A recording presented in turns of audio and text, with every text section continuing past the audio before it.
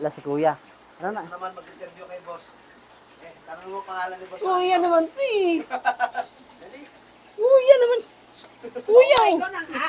Hindi ko na alam yan. Sus. Naman. Ikaw yung kuya sa'yo eh. Kota. Hello mga kabis, mga kaloti. Magandang hapon po sa inyo lahat. May bisita po tayo. Bossing, anong pangalan natin, boss? Marion. Si Sir Marion from Pasay. Pasay. Shoutout po sa lahat ng taga-Pasay. Barangay 38. Shoutout po sa inyo lahat dyan. Si ma'am naman, nagtatago. Anong name ng ma'am? Daniel. Ma'am Daniel. Yan. Sila po yung magkasama.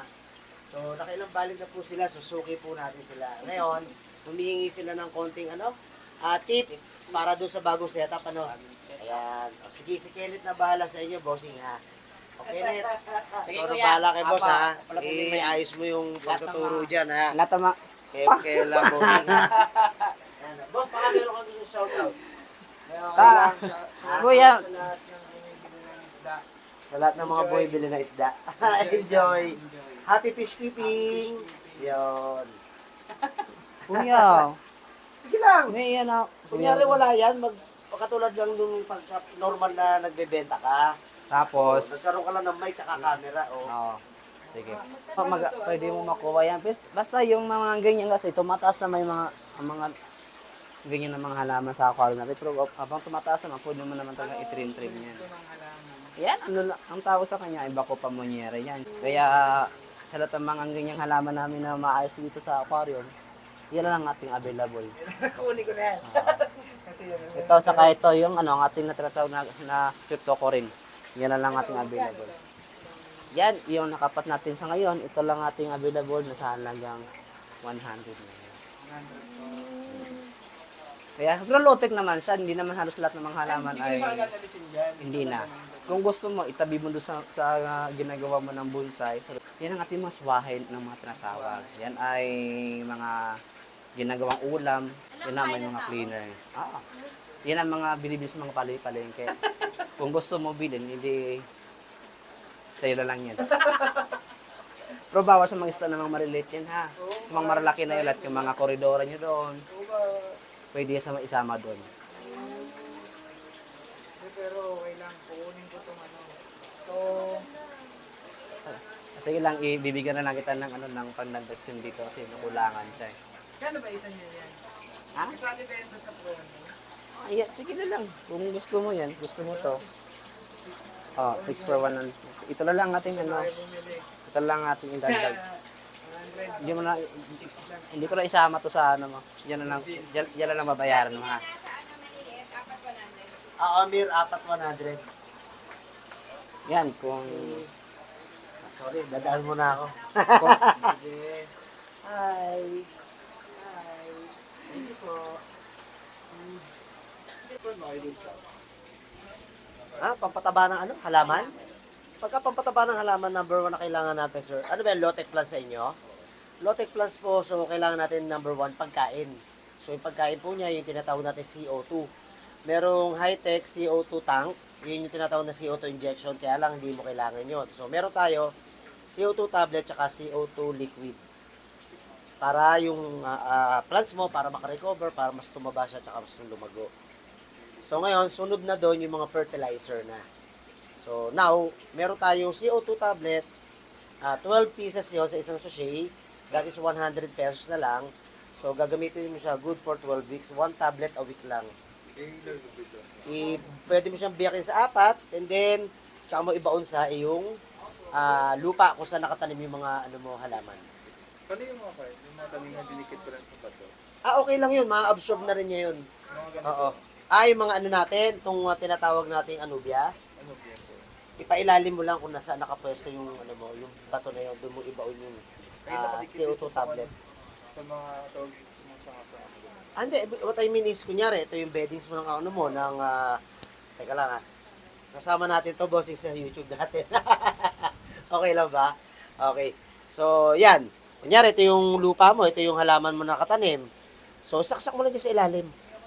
Okay, kahit nasa ilalim kasi sisingaw yung matutunaw yan. Ma-absorb at ma-absorb. High-tech na forest. High-tech, pag sabi high-tech na mga plants, yun yung mga imported, yung mga makukulay. Yung katulad nung ano, kung nakita mo yung mga setup ng aquatic plants, yung tinatawag nilang nalimutan ko na kung ano tawag doon. Tapos green lahat naman ang halaman. Ay pagka tayo mga green, most likely mga low-tech lang yun.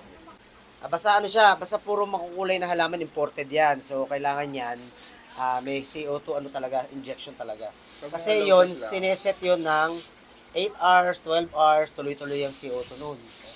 O ngayon, pag low-tech lang tayo, kailangan mo dyan, naka-aqua soil. Pangalawa, nakailaw ka ng medium to highlight.